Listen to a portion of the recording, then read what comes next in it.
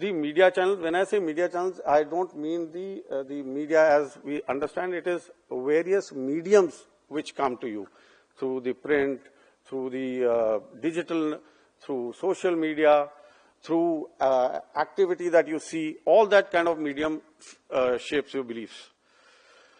Ordinary people, everyone on the street is again a soldier because you are forwarding messages, you are sending angry posts or anything at all.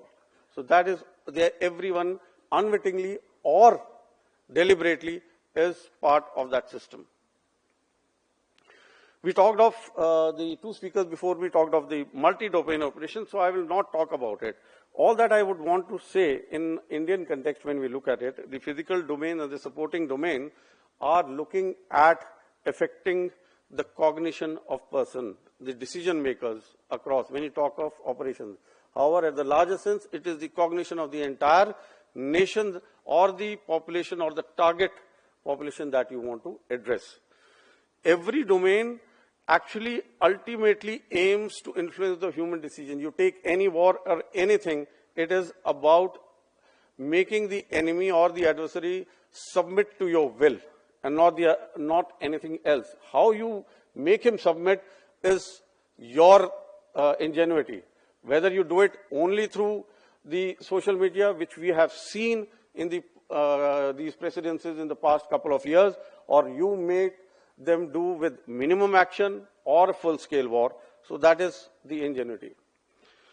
I shall come to a case study of Operation Sindoor. Now, the case study can take the entire day, so I have limited myself to the misinformation, disinformation, and the malinformation which was thrown at us during that time. What happened, we all know, so I'm not going to go over it on 7th of May. I'm just taking the first day. Why? Because this is where I want to come to. What was reported? On the left, you see an Indian newspaper. On the right, what you see is a Pakistani newspaper. And in the middle, you see an international one. So you see the biases, you see the reporting channels, what they want you to see. And hence, that population which is reading it, this is just one snapshot. There are many other newspapers, there are many other sources of news that those population are going through. So each one of them is putting a certain story out based on the editorial board that they have, based on the directions that they have. And famously, Joseph Nye has said in the information age, it is not just whose army wins, but it is also whose story wins. As I said, let me first, I'm more focusing on the disinformation and the fake news which came across. Now, what was the scale of this mis-dis and malinformation? Deepfakes, doctored videos, lies through official channels itself, through official, the press conferences. And what was the larger issues that they were bringing about? I have just listed a few of them to the right of it. But what you can see is that they have tried to strike at you with information which is being fed through a central agency there, that is the DGISPR. And what all other actions? These are what I have called out is not just what we have seen, it is the reports which are there in various media as well as in various forums which has come, which one has come across. There have been the 7 APT groups, more than 15 lakh cyber attacks on 7th May itself, approximately 30 million attacks on the National Stock Exchange on the first day itself, during that conflict of 4-5 days. And Pakistan deployed a large number of YouTube channels, X accounts, government handles towards this spread of fake news. A large number of accounts, disseminated this, and within 30 to 40 minutes, the language was nearly the same. There was hardly any difference of a comma in that.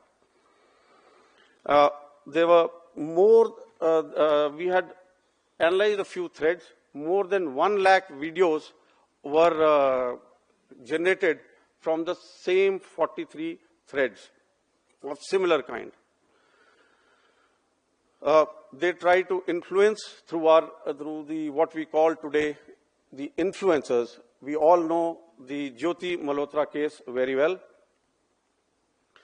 Now, what was the global narrative which was happening? Now, the Hindu Post, it took out documents of 15 instances of global media which was spreading this PAK's unverified claims. What you see on the right are the various news agencies or the news houses, and what kind of news were they spreading in this period of 6 to 8 days after that.